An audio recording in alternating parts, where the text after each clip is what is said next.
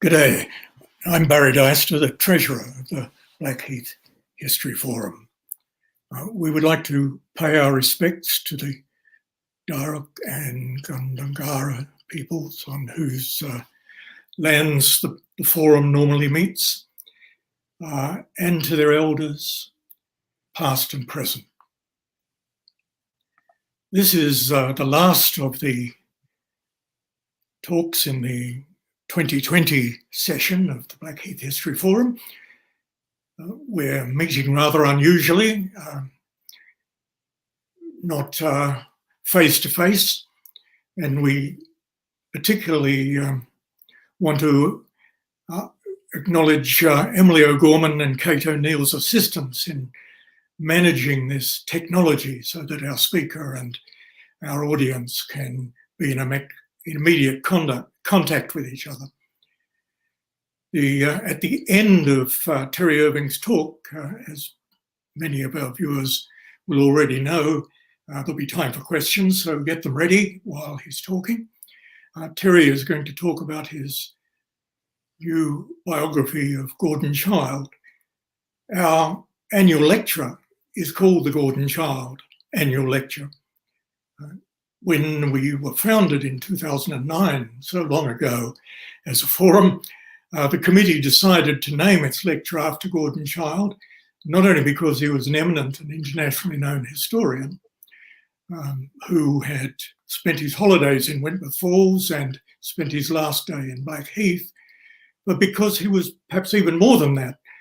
For people of the generation who founded the forum, we often remember that he was referred to as the most eminent, or at least no more eminent, historian of his generation in the world of his generation.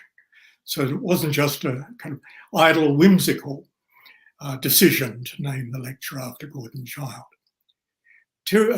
Many people who are here watching today will remember his book, How Labour Governs, which they've probably read in their youth and have checked every now and again whenever there's a Labour government. And Terry is no different from the rest of us. He read this early on, but he has spent off and on over the years quite a deal of time exploring the life of Childe, trying to explain it, not only to himself, to many other people. And he has done this collaboratively, as I think he will probably acknowledge as he goes through, which is not only his normal way of working, but is also consistent with the theory and practice of Gordon Childe. So I'll now ask Terry to take over to talk about the biography of Childe, which has been published earlier this year. Thank you, Terry. And thank you, Barry, and thank you to the Blackheath History Forum for inviting me to give this annual lecture. It's hard to think about Gordon Childe without thinking about his death. As a man, as a scholar, as a socialist, he is rarely presented as if his death was inconsequential, something natural, because it wasn't. He jumped off a cliff at Blackheath. And as we struggle to understand that willful ending of life, to replace a fading full stop with an incandescent question mark, we can take two paths.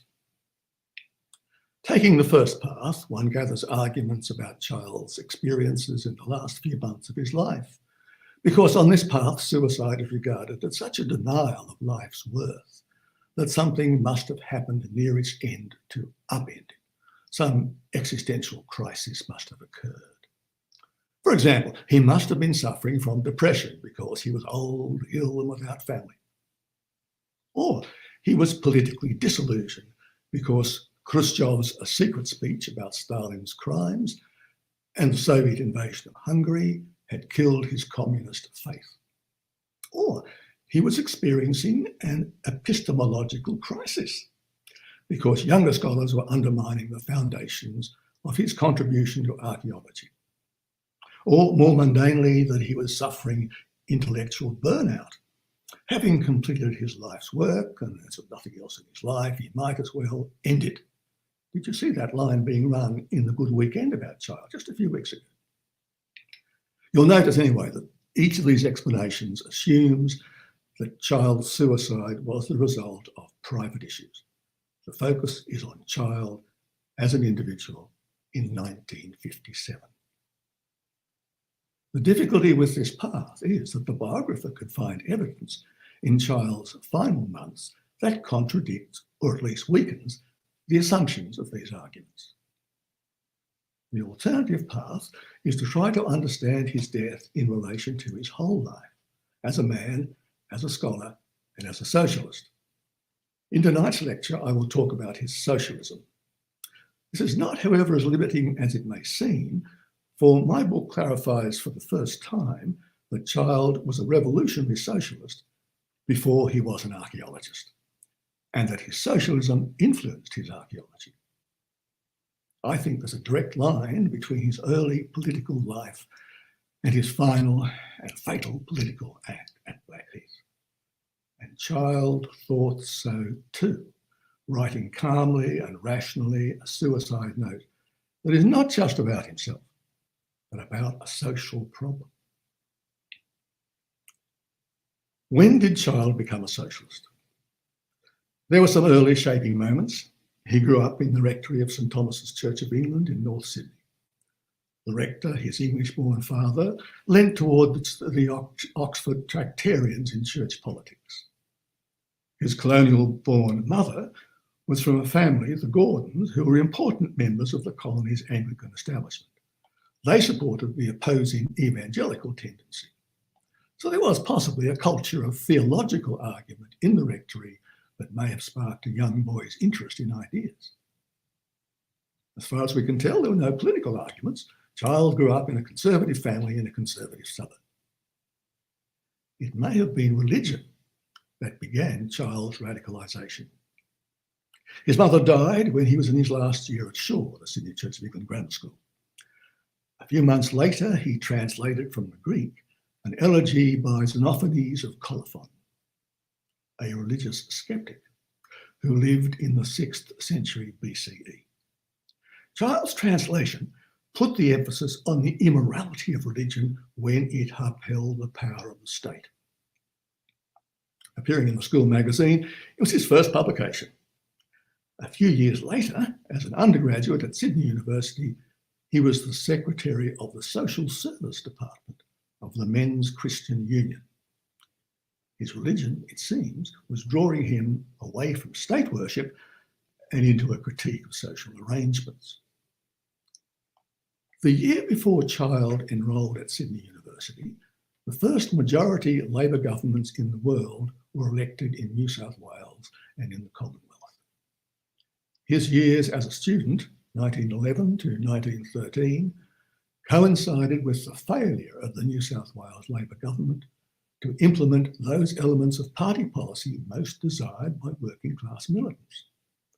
And in response, there was an explosion of unofficial strikes that revealed the depth of working class disaffection with the party. When Labor politicians and union officials condemned the strikes, many workers turned away from parliamentary politics altogether. Some of them set up industrial labour parties to compete with Labor. Here we see the roots of the 1916 split in the Labor movement. From How Labor Governs, the first of his 21 books, published in 1923, we know that Childe followed these developments closely, and that at least by the time of the book, his sympathies were with the workers, not the politicians. He wrote scathingly in that book about the state's Labor Premier, here he is, James McGowan, wearing his top hat, who called for scabs to break the gas strike of 1913. Childe's best friend on campus was Bert Evatt.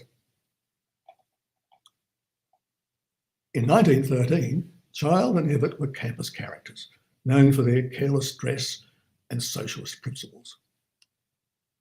His later wife, Mary Alice, also a student, would recall that she was warned off, both Gordon and Bert, because they were visionary dreamers and would come to nothing. While they were students, a university socialist club was active, And it was through this club that Childe met one of its invited speakers, Harold Jensen.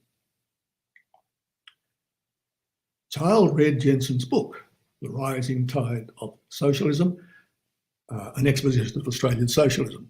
The exposition was Darwinian, the socialism was evolutionary. Childe rose on the tide. At a debate in the Men's Union, he led the case for the nationalising of medical services, but the proposition was defeated. He campaigned for Labor at the state elections in 1913, and he became a foundation member of the Workers' Educational Association of New South Wales. By the end of 1913, there were clear signs that Childe had committed himself to a socialism that was Christian, meliorist, and evolutionary. In Oxford, where Childe arrived in September 1914, his political education continued very quickly, because in 1915, he declared to the authorities in his college, Queen's, that he had become, I quote, thoroughly unorthodox. In 1917, he was part of a secret group in the Oxford University Socialist Society studying revolutionary politics. He became an activist in these years, lobbying on behalf of conscientious objectors to the war. He was a delegate to the Great Labour Socialist and Democratic Convention, as it was called, in Leeds in 1917, that voted to set up Soviets in Britain. Among his comrades in the Socialist Society and the Oxford Union of Democratic Control, in each of which he held the position of secretary, he was known for his leadership and outspokenness. By the time he returned to Australia in August 1917, he had an MI5 file in which he was described as, I quote now, thoroughly perverted and probably a very dangerous person. Despite his manifold activities, that the phrase used about him by one of his friends, he left Oxford with a first in greats. The socialist orthodoxy that Childe brought with him to Oxford was that the state should be the locus of working class politics. Labourists wanted to govern through the state. Fabians wanted to permeate it. Marxists wanted to smash it. In Oxford, however, Childe discovered a group of rebels within the Fabian society who pointed out that the combination of capitalist ownership and an elected socialist government would actually lead to less power for the workers, to a servile state. Instead, they advocated that the socialist movement should turn away from state-centred collectivism, as it was called, in order to encourage the spirit of self-government in the working class through the trade unions. This would allow the emergence of a, quote, newer unionism that would agitate for workers' control of industry.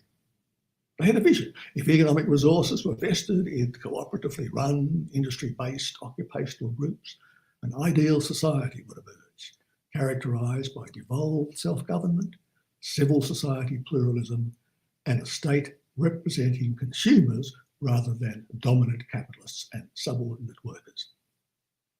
The name for this vision of pluralist democracy was Guild Socialism. The leader of the Fabian rebels was G.D.H. Cole, an Oxford Don.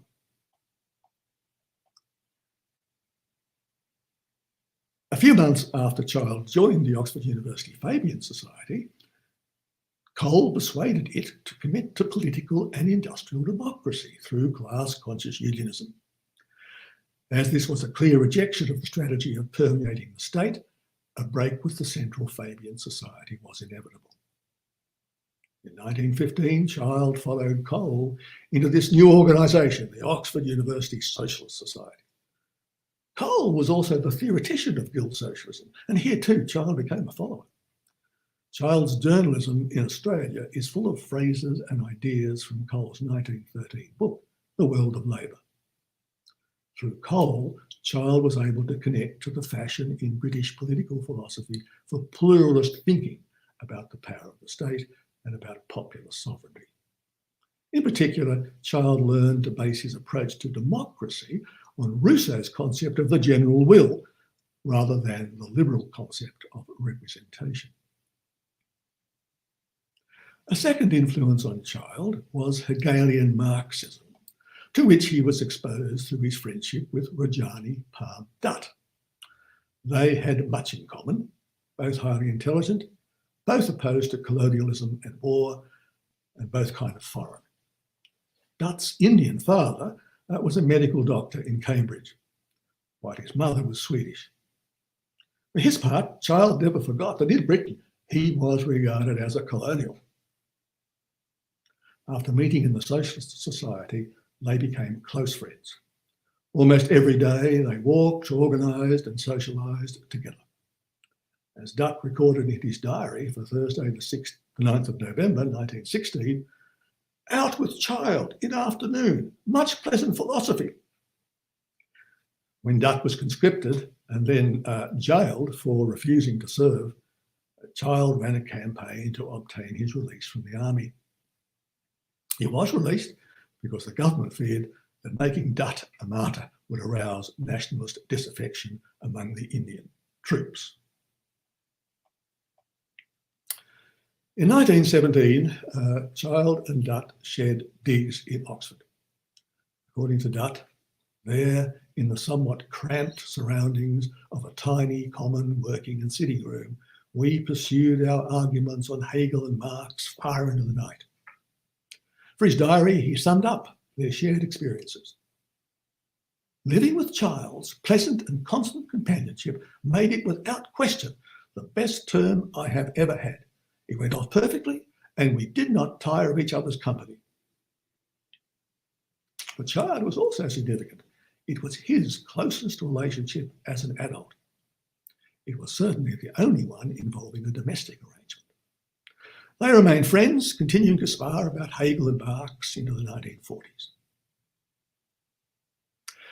Out of these discussions, Childe developed an attitude to Marx that would place him today in the Western, that is the non-Soviet, tradition of Marxism. Childe was very explicit about his kind of Marxism, describing himself as a follower of the Italian neo-Hegelian philosopher Benedetto Croce. Croce engaged critically with Marxism, bringing together, as Childe said, its insights into cultural practices with its historical theory of changing economic structures, that is, changes in mode and relations of production. In particular, Childe was impressed by the way Croce removed the concept of the supernatural, the idea that there were transcendental laws of history, from Hegel's grand conception of the dialectical movement of history. In its Hegelian iteration, Marxism remained a theory of economic domination and subordination, but with an emphasis on the resistance to domination by the subordinate class. And Marxism was thus on the way to becoming a theory of agency as well as structures. Arriving back in Sydney with a theoretical suspicion of the state, Childe soon discovered its actual power. It was not just a dead end for socialist strategies, but a force to punish those who acted against its interests. Childe was punished 5 times over a period of 18 months. He was forced to resign from the post of senior resident tutor at St Andrew's College in the University of Sydney. He was vetoed by the Senate of the university for a position as tutor in ancient history. He was forced to resign after a month from the post of classics master at Maryborough Boys Grammar School. The offer of a teaching position at Newington College in Sydney was mysteriously withdrawn by the headmaster at the last moment. And he was passed over for a lectureship in classics at the University of Queensland because, according to the professor, having no military experience, Childe's fitness for dealing with university classes was open to grave doubt. Apparently, in Queensland, you had to know how to use a rifle in order to take a university class. Meanwhile, Childe continued to involve himself in manifold activities, performing a range of tasks for Labor and left movements. He lectured to the Labor Party, to the Australian Peace Alliance, and to the Queensland Socialists. He carried out secretarial duties for the Sydney branch of the peace movement. He published letters, some of them quite long, in the Labor press in Sydney and Brisbane on various topics. He ran classes for the Workers' Educational Association on Labour's philosophy in Sydney and Marxist capital in Brisbane. In the Brisbane case, he noted with tongue-in-cheek that he was applying Crochet's idea with brilliant results. He led a delegation on behalf of the New South Wales State ALP Executive to the Minister for Justice in order to seek prison indulgences for Socialist trade union leader Vance Marshall. And he advised the left unions in the Sydney Labor Council, helping them pass a resolution committing the council to support calls for a negotiated peace and to an end to military recruitment. In 1919, he successfully lobbied the Labor leadership in Queensland to persuade them that the one big union idea was compatible with party policy. It was a topic that he also promoted in a series of articles about the benefits of industrial democracy, published in Sydney and Brisbane. Clearly, Childe was not a socialist dilettante, paddling on the edge of the wave of working class militancy, but an eager surfer.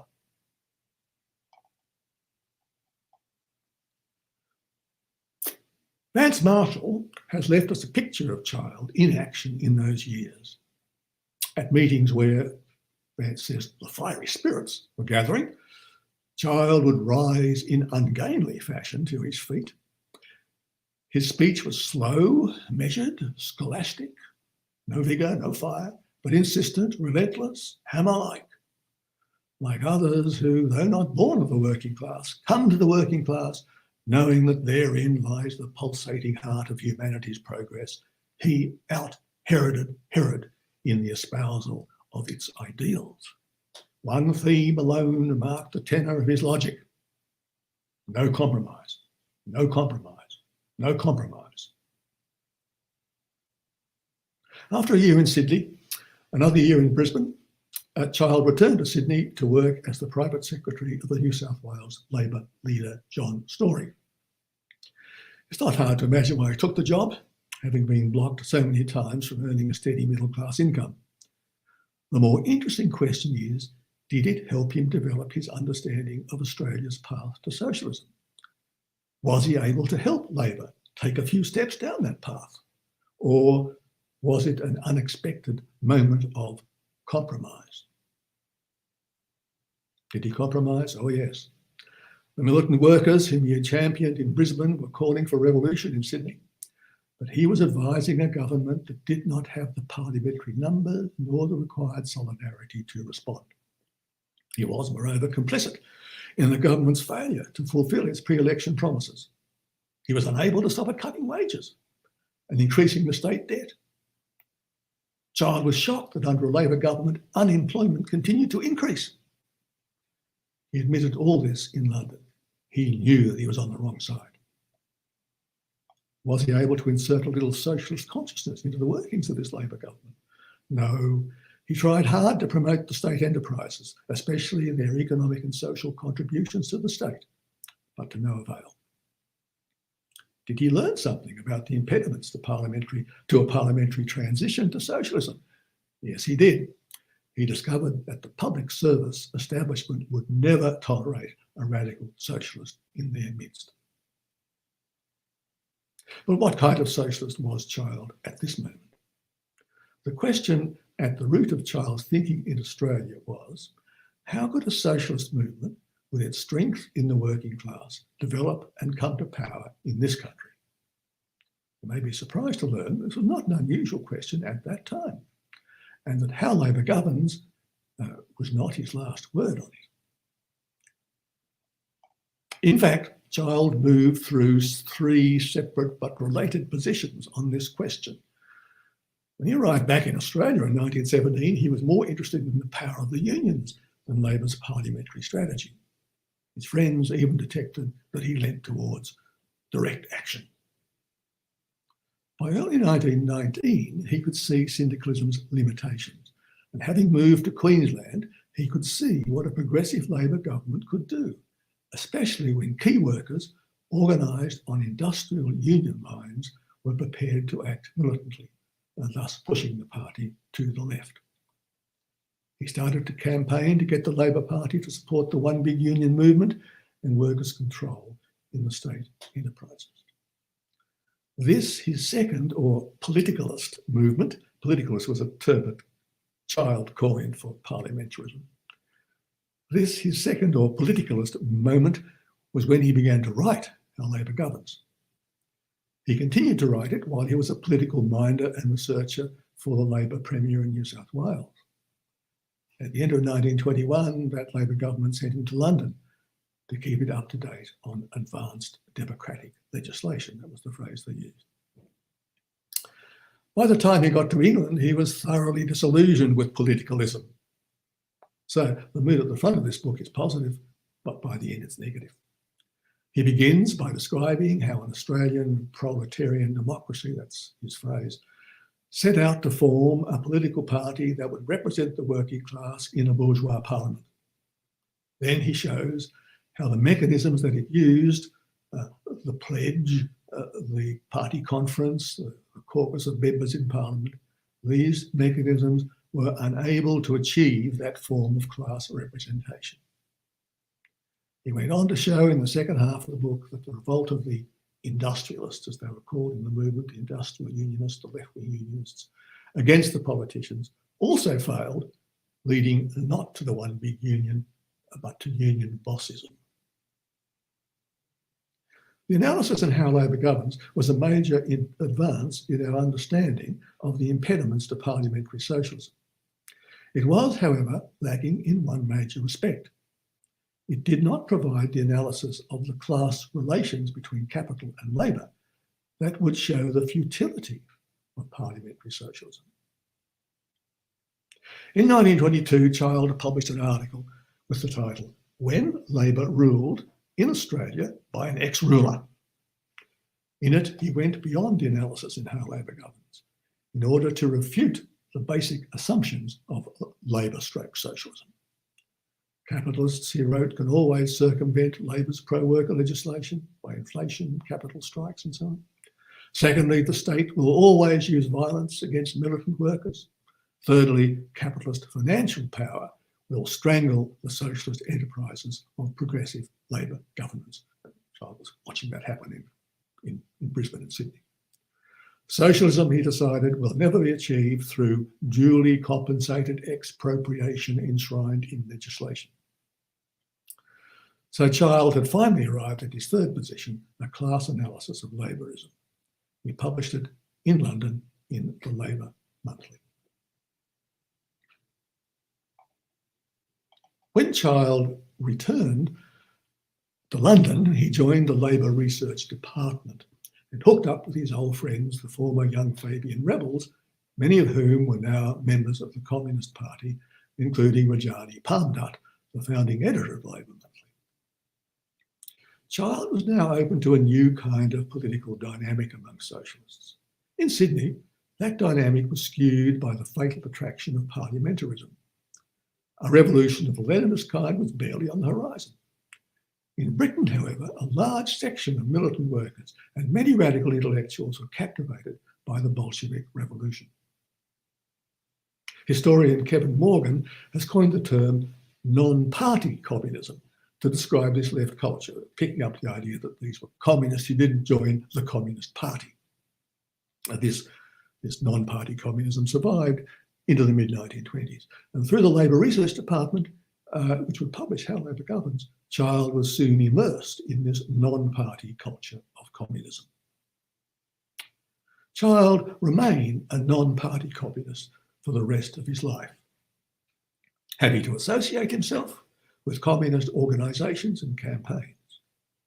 Here's a quick resume of those associations. He renewed his friendship with Jack Lindsay, whom he had met in Brisbane. In the 1930s and 40s, Lindsay was a leading figure in the British Party's cultural activities. In the Association of Scientific Workers, Childe rubbed shoulders with famous communist scientists, including J.D. Bernal and Hyman Levy. Childe was part of the Communist Historians group that established past and present, and subscribed to the Daily Worker, leaving his copy conspicuously on his office desk. He accepted the Communist Party's invitation in 1937 to become a founding editor of its intellectual journal, The Modern Quarterly, and he remained on the board of that journal until 1951. And during the 1940s and 50s, he was an open supporter of international communist-led peace movements. As a professor whose scholarship was recognised by awards and distinctions, Childe was able to lend his high status to communist and left organisations simply by associating with them. But he did more, often taking on honorary official roles. He had long-standing connections of this kind with the Society of Cultural Nations, with the USSR, and the Association of Scientific Workers. But he was also an office bearer in the Left Book Club, the India League, the Marx Memorial Library, the Britain-China Friendship Society, and the National Council for Civil Liberties. Fundamental to Childe's willingness to associate with the Communist Party was his support for the idea of revolutionary change. He called the Bolshevik Revolution a grand and hopeful experiment. He supported communist efforts in the 1930s to protect the state that emerged from that revolution, the Soviet Union, through an international movement against war and fascism. In 1942, at a critical moment in the war, he supported the communist call for the opening of a second front in Europe to take the pressure off the Soviet forces. At this fraught moment for the survival of the Soviet Union, he concluded his book, his most famous book, What Happened in History, with these words: "Progress is real, if discontinuous. The upward curve resolves itself into a series of troughs and crests. But in those domains that archaeology as well as written history can survey, no trough ever declines to the low of the preceding one. Each crest outtops its last precursor." Now, Childe was not a liberal progressive. His hope for progress was combined with a pessimism about the obstacles it faced, and in this he was being realistic. He came to this position as a result of writing history that was committed to science, as well as to the idea of revolution. The stagnation of civilization after the urban revolution, its collapse into war, slavery and oppression, is one of the great themes of his work From Man Makes Himself onwards. The explanation for this collapse was the emergence of a ruling class and a totalitarian form of the state in prehistoric times. Considering his own times, Childe warned that the conduct of war should not be left to politicians. Indeed, every citizen had to be a politician. And after the war, he supported world peace movements because the alternative, the Cold War, threatened the free exchange of scientific knowledge, as well as the political rights of citizens. So why did he not join the Communist Party? In fact, during these years, he was often critical of it. In the 1920s, he was disappointed by its failure to insert itself more widely into working class life and politics. This, he thought, was due to its bureaucratic ethos and anti-democratic style of leadership. In the 1930s, he disagreed with its third period line, a line that seemed to equate social democrats and fascists. In 1939, he was aghast when the British Party endorsed the Nazi-Soviet pact and delayed its support for the war against fascism until Germany attacked the Soviet Union. In short, there were two main reasons why he kept his distance from the party. One, because he was a Democrat, but the CP was not, and Stalinism, as he said, was a form of totalitarianism. And two, because he was a Marxist and could not stomach the party's mechanistic and formulaic rendition of Marxism. We'll get to that in the next section. In 1946, Childe moved to London and became professor. We have a slide, please. Childe moved to London and became a professor of prehistoric archaeology and director of the Institute of Archaeology.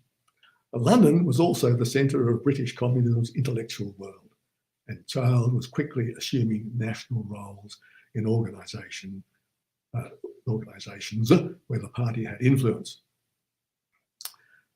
He was even invited to attend discussions organised by the party's cultural committee. He moved into a tiny flat in the Isocon building in Hampstead. Here it is. A building which incidentally had been Soviet spy central in the 1930s. Designed by Wells Coates, the architect Wells Coates, it was one of London's earliest examples of domestic modern architecture, a machine for living, with built-in cupboards, built-in cooking facilities, and built-in washing facilities. It was also an experiment in communal living. There were gardens and other common spaces, and a club come restaurant in the basement where Childe loved to entertain. The first meetings of the past and present editorial board were held in this Lawn Road flat.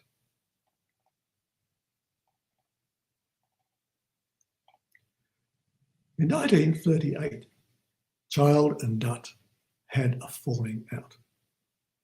The Communist Party, wanting to make Childe's sympathy with communism into a more public connection with itself, asked Dutt to persuade Childe to join the faculty of Marx House, the party's educational arm. Childe reacted angrily. I quote him now. "The only practical effect would be to tie a label around my neck, and I don't like labels. Worse, this label would be misleading because Childe and the party disagreed about Marxism." This is what Childe said. "To the average communist and anti-communist alike, Marxism means a set of dogmas, the words of the master from which one must deduce truths." Then Childe clearly stated his own understanding. "To me, Marxism means effectively a way of approach to and a methodological device for the interpretation of historical and archaeological material. And I accept it because, and insofar as it works." And he underlined works. He said, "I'm a scientist who uses experiment and observation to get at the truth." Yet concerning the materialist conception of history, Childe was as evangelical as the Communist Party, just that his understanding of it was different. He wanted to give the materialist conception of history a scientific basis, drawing on the discoveries of archaeology. And then he wanted to spread this understanding as widely as possible, to introduce it to wider democratic circles, a phrase that he used in 1942. And so he was always discussing his ideas about prehistory in many non-academic periodicals, those read by the left. The Plebs, the Rationalist Annual, the Anglo-Soviet Journal, the Scientific Worker, the Labour Monthly, the Daily Worker, the Modern Quarterly. He was also careful to avoid the jargon of Marxism-Leninism, telling Rajani Palmdutt in 1938, "I want to get good Marxist ideas across to my colleagues and students, and in that I have had some success. But they would not listen if I began as a Marxist." He goes on, "In Man Makes Himself, the class struggle is disclosed as a deduction from an imposing-looking array of facts." He called this white-handing, an Australian Labour movement term, incidentally, or sugaring. Predictably, a Dutt, who was by this time a defender of communist loyalty and Marxist orthodoxy, treated the idea with contempt. Man Makes Himself, published in 1936, and What Happened in History in 1942, are often mistakenly labelled as popularisations, but they're also works in which he begins an exploration of historical reasoning. They form part of a series of works from that time onwards, including things that are forgotten these days: Rational Order in History in 1945, a book just called History in 1947, Social Worlds of Knowledge in 1949, and Society of Knowledge in 1956. All of them draw on archaeology to provide a more robust scientific basis for historical materialism. In terms of Childe's career, this project of connecting archaeology and historical materialism and of introducing the result into wider democratic circles lasted from 1936 to 1956, or 2/3 of his academic life. Among archaeologists, Childe is mainly known for works that he wrote before 1936. But as archaeologist Timothy Champion has recently pointed out, these later works are still relevant to current debates about archaeology. Archaeologists often assume that the explanation for this series of works is that Childe discovered Marxism in the mid-1930s. But as we've seen, Childe was actually a Labour intellectual who took his already well-established theory of revolutionary change into the study of archaeology. Even in the book that launched his reputation, The Dawn of European Civilization, published in 1925, he can be seen thinking structurally about, and I quote him now, the several stages of the transformation of the world of food gatherers during the Bronze Age. By the time he published New Light on the Most Ancient East in 934, he's referring to the two great revolutions in human culture. In 935, he named the first as the Neolithic Revolution. And then the following year in Man makes himself the familiar terms, the Neolithic Revolution and the Urban Revolution, appear as chapter headings.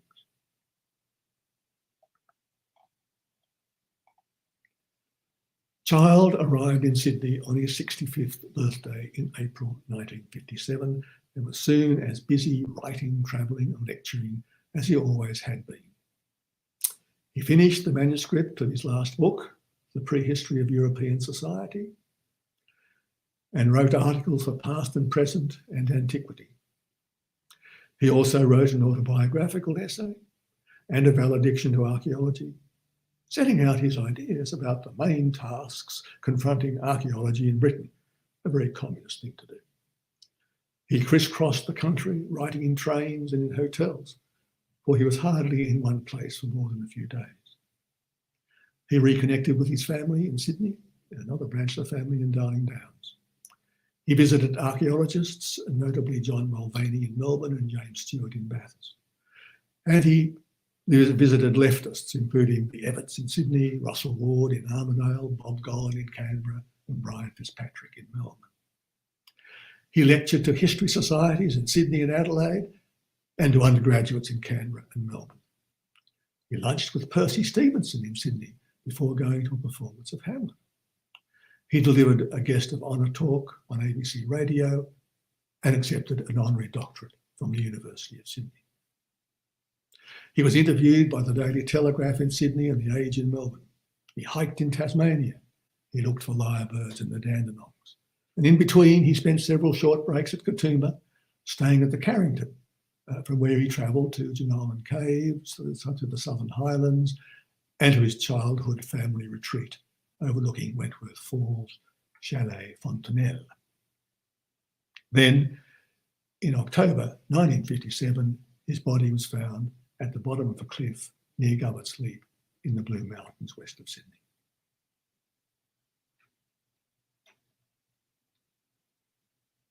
Slide. Surely his death was an accident. A few weeks later, a coronial inquiry considered the manner of his death. Witnesses showed that Childe was in good spirits, that he was contemplating new intellectual projects, and that he had money in the bank. There was no suicide note, and on the cliff his hat, spectacles and compass were near the edge, suggesting that he slipped and fell while taking a compass reading of Pulpit Rock on the other side of the Gross Valley. The coroner's finding confirmed the expected and comforting view that Childe's death was accidental. Then, in 1980, Antiquity published a short essay that Childe had written a few days before his death. He had sent it to a colleague at the Institute of Archaeology in London with a covering letter asking that it not be published until 1968. It was, in effect, a suicide note. When it became clear that Childe had deliberately chosen to die by jumping off that cliff, the search for explanations began. The underlying assumptions of this search were that we should concentrate on the period just before his death and that we'll be looking for signs of instability. My approach to understanding his death is different. We should place it in the context of his whole life, and we should focus on his political thought and submit his suicide note to intellectual analysis. In fact, Childe had contemplated suicide on several occasions during his life. In 1939, watching the advance of the Nazi armies across Europe and believing that he was on a Nazi death list because of his public attack on the Nazi Minister of the Interior, Childe determined that he would take his own life rather than let the Nazis execute him. He had calculated his chances of survival in a dire political situation and then set about making sure his friend knew about his decision. He was contemplating suicide as a political act. He made another calculation as he thought about his retirement in 1956. He began to worry about the effects of ageing on his health. Suicide once again offered a solution. As he wound up his affairs in London, he told two colleagues separately that he would jump off a cliff in Australia. Next year, back home in Australia, he started a dinner party of left-wing academics by stating, when asked about his plans, "I think I'll go over a cliff at Katoomba." When news of his death was reported in English press, his good friend O.G.S. Crawford assumed immediately that it was suicide. Looking at his whole life also helps us to take a more balanced view of Childe's reaction to the double whammy of 1956, the year when socialists were forced to face up to the crimes of Stalin and to Soviet imperialism. About Childe's reaction to Khrushchev's secret speech, we've got no direct knowledge, but perhaps he wasn't surprised at his revelations, as he had characterised Stalin as a dictator in 1939. We also know that he reaffirmed this assessment about Stalinism on a trip to Russia in 1956, when he discovered how Stalinism had damaged the personal lives of his colleagues in Russian archaeology. As for Hungary, in a letter to his cousin Alexander in Sydney, he wrote about his deep disgust at the invasion. And at the end of the year, he wrote a damning letter about the appalling deficiencies of Soviet archaeology, a private letter that he copied and distributed to a handful of the leading Russian scholars in this field. So for a long part of his life, Childe had lived with the knowledge that while revolutions might release creativity in working people, in Russia's case, the revolution had produced a totalitarian regime. So much for being flayed by the revelations of 1956. Childe was protected by the calluses formed by long exposure to the failures of the left. What about 1957? Did his contact with the Australian left suck him into a whirlpool of despair? In September, he delivered a lecture in Melbourne to the Australasian Book Society, a left-wing group of writers and intellectuals formed by the Communist Party. His opening words were, "Australia today is far from a socialist society." He went on to explain that although workers had got what they wanted, the material benefits of a better standard of living and the power to influence government through a strong labour movement, Australia was not a socialist society. There had been no proletarian revolution to release its creativity. And the alternative that the labour movement had created, a wage earners' welfare state, existed only because the ruling class permitted it. Moreover, if a Labour leader threatened this uneasy compact, he would be savagely attacked. This was Childe's take on the vicious campaign in the press against his friend, the parliamentary leader now of the Labour Party, Bert Evett, who was then fighting to prevent the party being captured by a secret anti-communist organisation. So Childe was disappointed that Australia had not fulfilled the revolutionary socialist potential that he had written about in the 1920s. He realised now that he'd been too idealistic. But it's also clear from this lecture that he was still committed to Marxist class analysis, and therefore to the possibility of socialist revolution. When he went to dinner with Percy Stevenson, he made sure to tell Percy that he was, quote now, a near commie. I'm a near commie. So it doesn't seem that in those last months he was losing his political faith. Maybe he was mourning the failure of Marxism to accommodate new directions in archaeology. Oh no. He wrote, just before he died, that long review of archaeology, as he'd observed it over 40 years, reaffirming his materialist vision for it. I quote him now, "What Marxists call the relations of production must be a central inference for archaeologists." Finally, let us turn to the suicide note itself. Hardly a note, for it's over 1,000 words, and hardly about Childe, for he appears only in the last two paragraphs. In this note, he adopts a radical humanist position. He writes not about himself, but about society. How should society deal with the aged, that horde of parasites, he says, created by advances in medical science? Why are they parasites? Because the aged can't look after themselves, they get in the way of younger people, and there's nothing new to say. The solution? I quote him now. I have always considered that a sane society would disembarrass itself by offering euthanasia as a crowning glory, or even imposing it in bad cases. Childe here perhaps revealing an authoritarian streak. Let's move on. Childe writes next about his own situation. He is forgetting things. His savings are disappearing. Every cold turns into bronchitis. What will be the outcome? That he'll become a burden on the community. He refuses. I quote again. I have always intended to cease living before that happens. Then he signals how he will carry out his intention.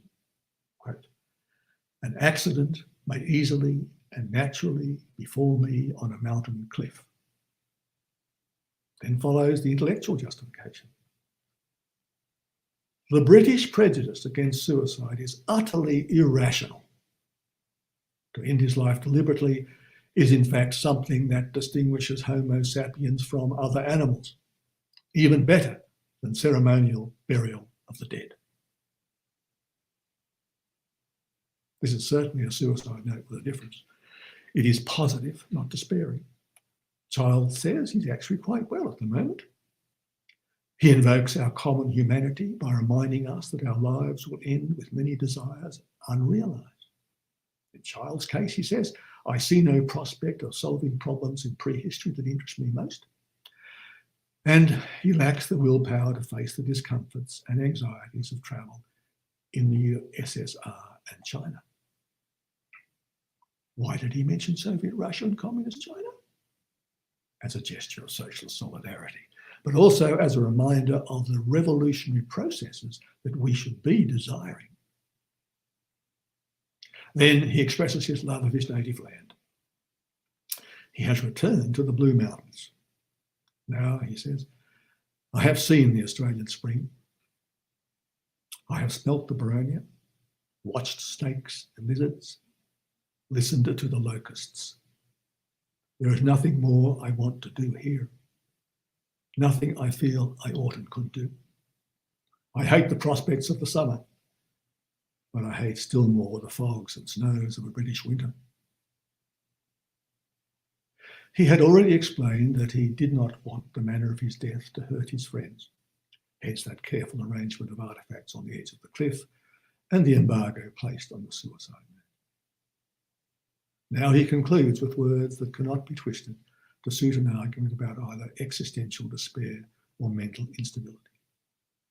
Life ends best when one is happy and strong. As his suicide note shows, at the end of his life, Childe was not just happy, he was strong in his commitment to reason and humanity, qualities that for him were the foundational values of his socialism. Thank you.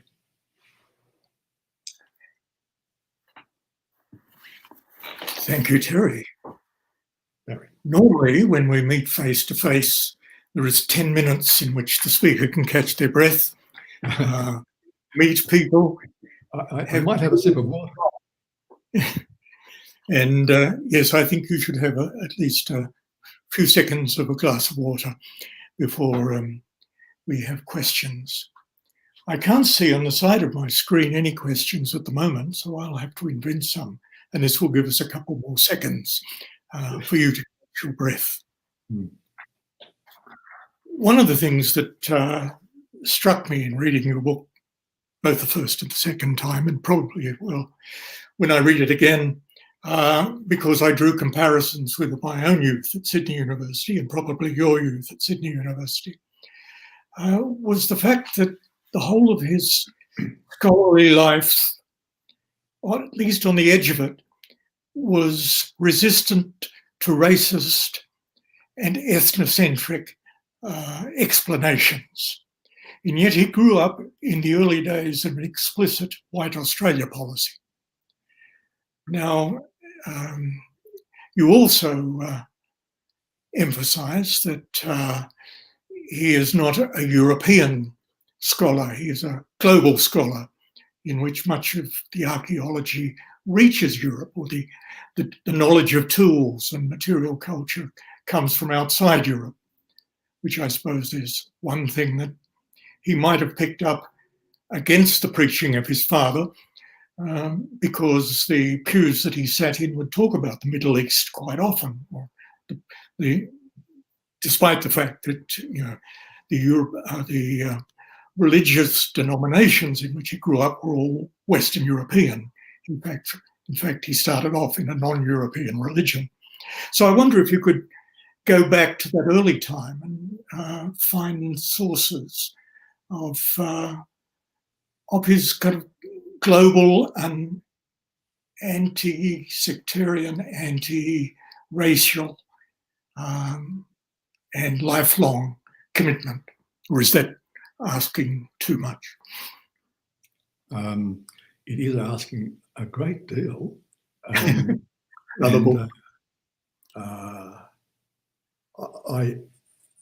know that there are scholars of the history of archaeology who are answering that question. But I've looked at their work, as it were, but I'm not a scholar of archaeology, so I'm not really able to shed any great light on that. There is obviously a moment in about 1915-16, the moment when he becomes, as he says, unorthodox, when he sheds the Christian religion. We don't know of any event that had bearing on that, but we do know that by the time he came back to Sydney, he could write that in history the ruling class had corrupted religion for its own ends. And I think that's a reflection of his exposure in the University of Oxford to Marxism and in particular Hegel. And their kind of expansive view of a total history of the world proceeding through contradictions. I think that's the basis of his approach to understanding the world from then on.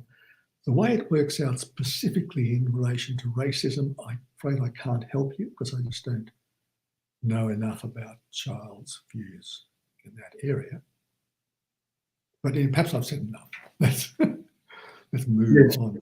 I might be able to answer better. Well, while I was looking at, a number of questions appeared on the side of the screen, and they may, in fact, be of even more interest to the people who are in our audience. And the first one comes from Helen Hayward Brown.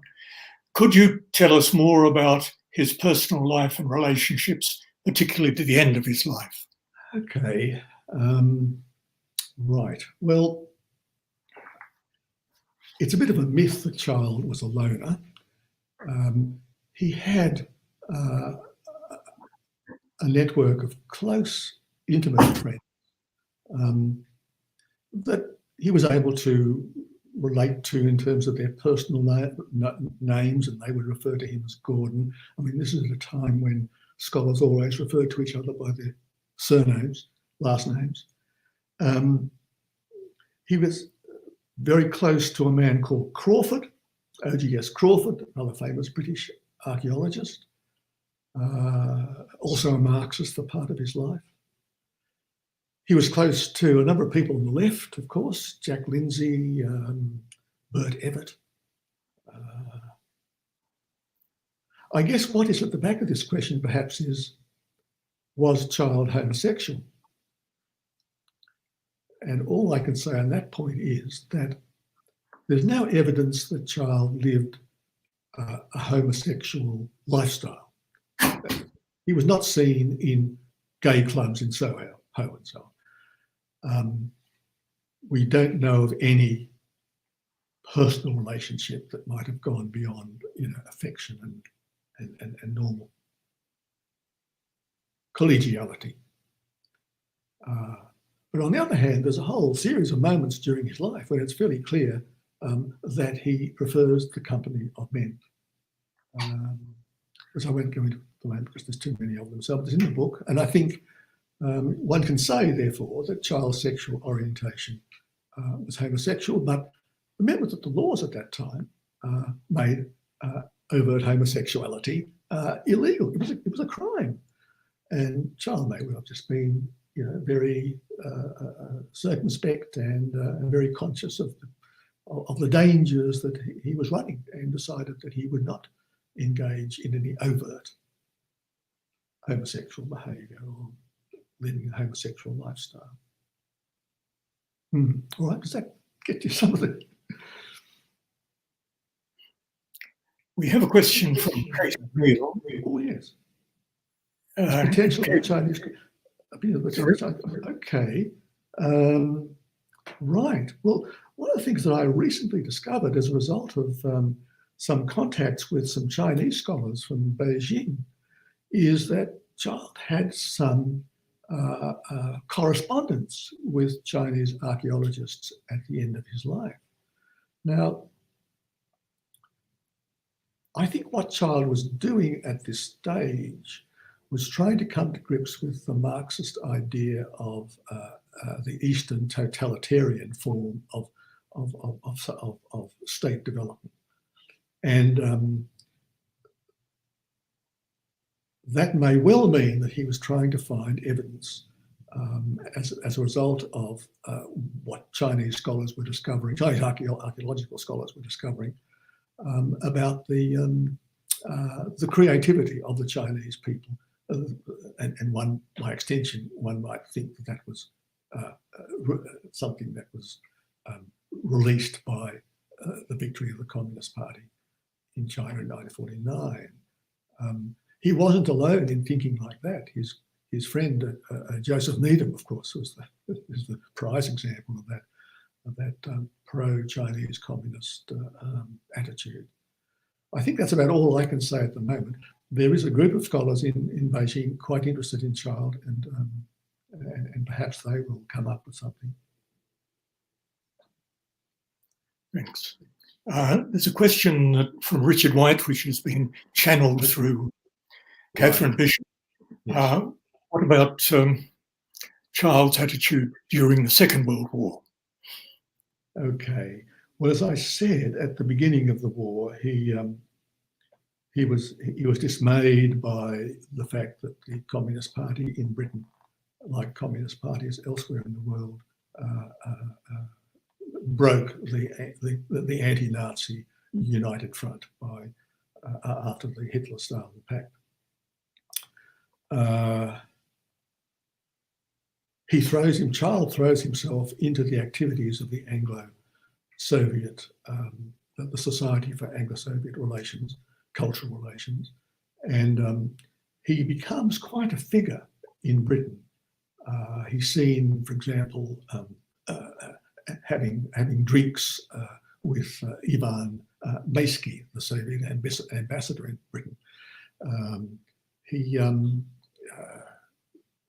writes letters to the papers advocating the Second Front, and so as I've said in the talk. It was really only at the beginning of the war, when the Nazi armies appeared to race across Europe with such speed, that he thought that, he said, in fact, that we're in for 1,000 years of tyranny and the end of science as we know it. But that changed when the Soviet Union ended the war. The next question is from Emily O'Gorman, who is managing this extraordinary encounter between us all. And she asks, can you expand on the relationship between science and communism / socialism, and how Childe positioned himself? Well, I don't know that I can, Emily, really. He identified himself over and over again as a scientist in the Marxist community, and that's probably connected to his membership of the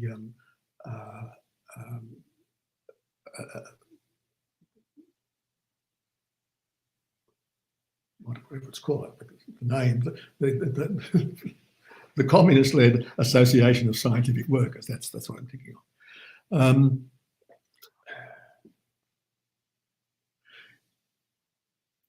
Being a scientist like that actually enabled Childe, in a way, to take another step along the path of non-party communism, because the argument put forward by Bernal and others was that science in itself was a kind of communist activity. It required the kind of collective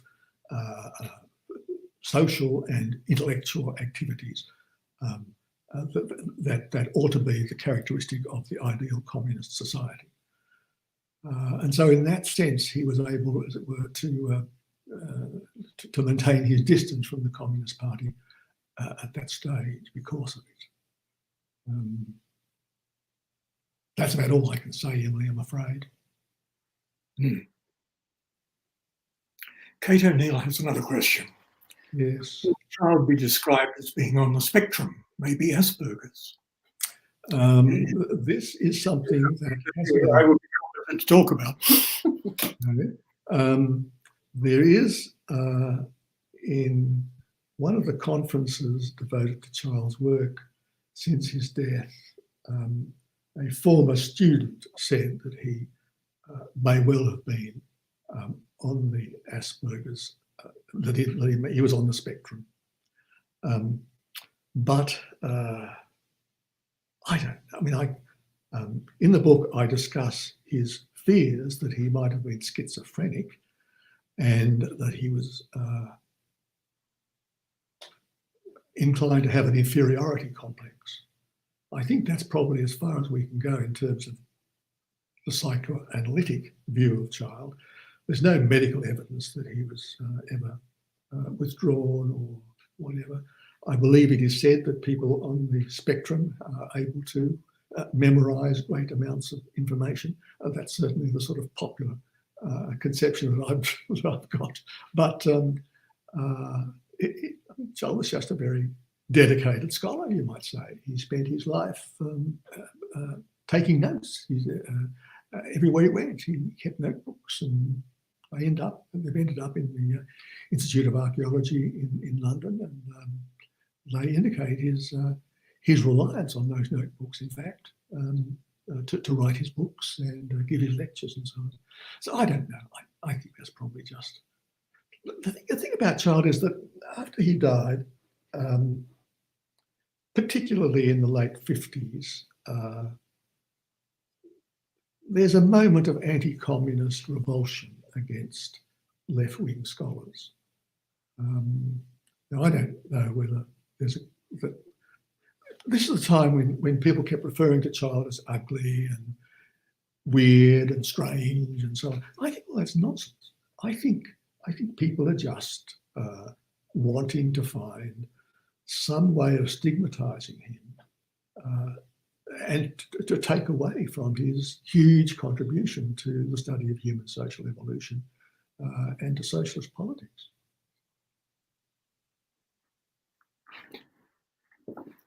Terry, you are about to bring out another book, or on the way to bringing out another book, and I think you should tell us about that one. Oh, look, yes. Thank you. I have worked with Rowan Carl for many years on a project to strengthen the writing of radical history in Australia. And Rowan and I are going to bring out a collection of our essays. It's called The Barber Who Read History and Was Overwhelmed, Radical Essays by Rowan Carl and Terry Irving. It'll be out next year. Good. Now, I've just been shown a whole set of questions which aren't on the screen. Ah. Are you exhausted, or shall I ask you a couple more questions? No, ask away. Yeah, go on.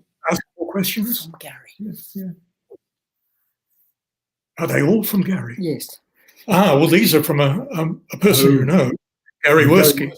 Oh, right. Yes. Oh, dear. Go on. I asked of this with him already, and he's a character in your book for a page or two.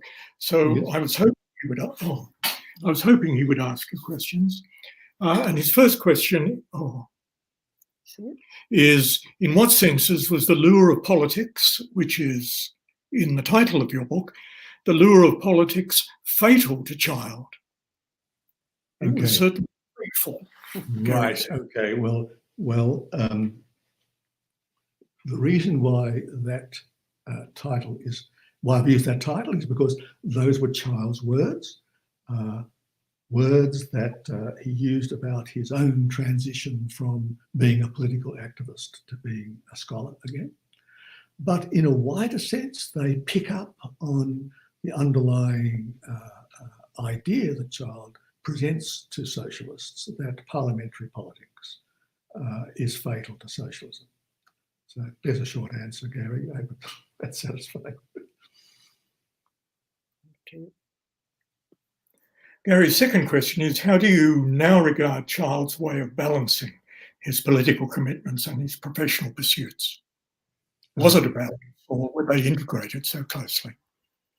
Right. How do I regard that? I mean, is there some sense that that the question comes from a critical position on this? I mean, I have written the book because I think that Childe is an example of the kind of radical, committed intellectual and academic that we need more of. We had a wave of such committed scholars and intellectuals in the 60s and 70s, but now they tend to have, that wave has receded. But at the very moment that it seems to me that the problems of the ecology, of the failure of liberal democratic government, of the growing inequality in capitalist societies, needs scholars more than ever to make their views, their scientific knowledge about these problems public. Now, as I said in the lecture, Childe was always concerned to try to get his ideas across to wider democratic circles. He didn't care too much about his fellow archaeologists in this sense. He wanted people to understand how human social evolution had developed, the various revolutionary moments in that process, the possibility of revolution as a way of releasing creativity in human societies. So that was his position, and it's one basically that I feel sympathetic to, which comes out in the book, I'm sure. And at least one scholar has picked that up and said, yes, that's what the book's about.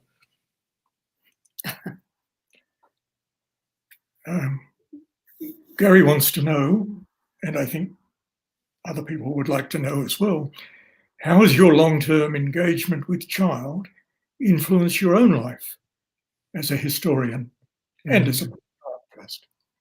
Okay. This is a very revelatory question. Yes. I mean, one thing I can say is that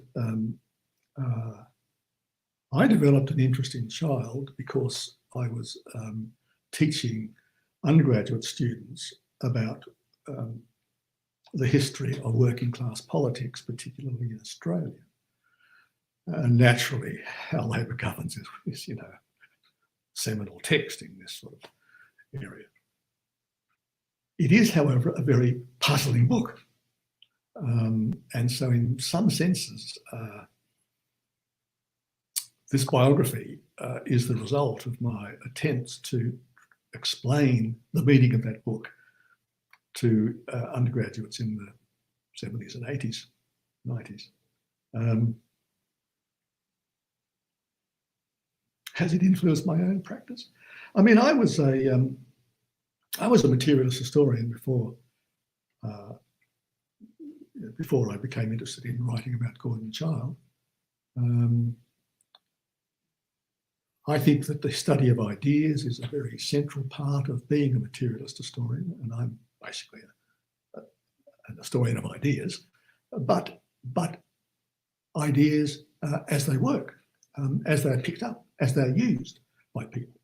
And this is in contrast to ruling traditions of intellectual history today, where you study texts as if they're bodies of doctrine that you just sort of internally pull to pieces and put together again. No, I'm interested in the way in which ideas work in the real world. And so was Childe. That's right. Read his books. That's what it's all about. Gary has asked a number of other questions, but maybe. Well, I'll. Go on. I mean, look, we've got time. We've got time. Okay, you're not going anywhere. No. Could you say a bit more about the importance of history and historians in the culture of the 1930s British left, which oh dear, is where Childe was deeply embedded? Yeah. Okay. Science and I wish politics. I could. I mean, it's bringing together a great deal. I think. See, this is the moment. I mean, that's certainly something which would be something worth researching. All I can think of to say at the moment is that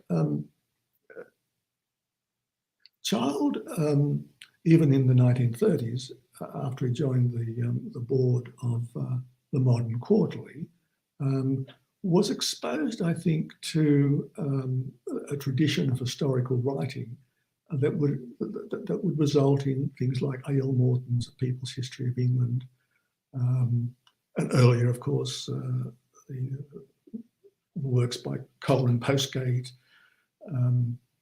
There was a people's history kind of tradition emerging at that time. Childe was not writing a people's history in that way, but he was writing a story of prehistory in which common people were critical. You will know perhaps that Childe's argument about for the uniqueness of European civilization is because of the role of the independent metal worker, a sort of prehistoric intellectual who wandered around Europe, refusing to get pulled into any of the ruling orders that were developing. And it's that kind of almost sort of wandering intellectual that Childe is raising to a pedestal in his account of European civilization. That's not too far removed from the notion that ordinary people make history, man makes himself. I mean, I think, Gary, I think it's a great question, but that's all I can say. Of course, was the period of a Great Depression. The 1930s was a period of a Great Depression. Oh, yes. And of Childe's not only experience, but intellect to ask very severe questions about the relationship between working life and the way in which it was structured. Yeah, one thing that is obvious if you read all of Childe's work, not just the archaeological work, but the journalism in Australia and in his letters too, is he hated exploitation. He hated the idea that imperial countries would oppress colonial countries. He hated the idea that capitalists would exploit workers. This stems from his association with coal and guild socialism, and also perhaps out of his reflections on the kind of disillusionment that militant workers expressed during his young adulthood as a student and activist in Sydney and Brisbane.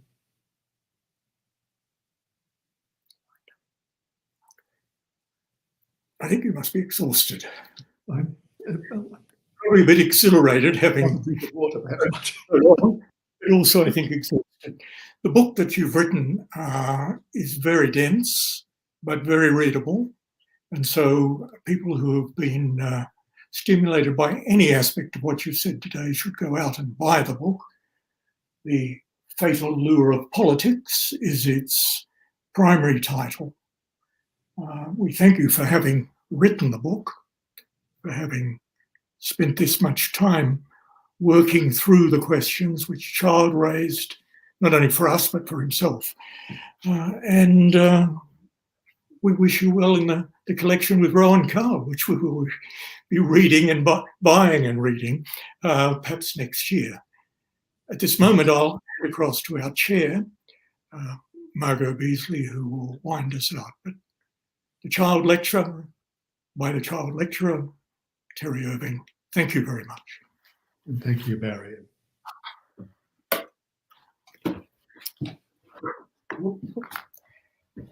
Terry, thank you very much. It was really lovely to have somebody actually talking about Childe when they gave us the memorial lecture this year. It's having a biography, I guess, is way overdue. And so we really appreciate you writing it and presenting to us.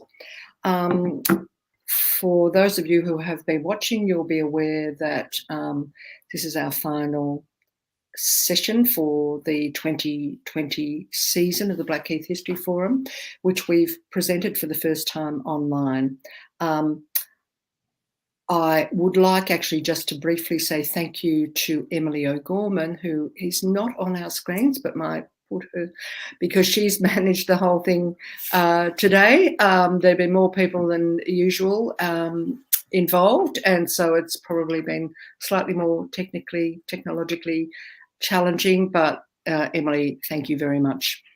And I do also want to say about next year's season, I know people want to know what's happening, but we don't know. We won't know until COVID-19 management plans come out from state governments and Blackheath Public School and various other issues like that. So please just watch our Facebook posts or look on our website, and please also sign up for the newsletter. That means you will always get that information in your email inbox. I hear the hedge trimmers outside, which you can probably hear now. But we wish you all a very happy end of year. 2020 has been pretty tough on everyone in one way or another. And we hope that 2021 will be better all round for the world in general, but also for the Blackheath History Forum and its followers and its many presenters. So we'll say goodbye now and see you in some form next year. Bye-bye.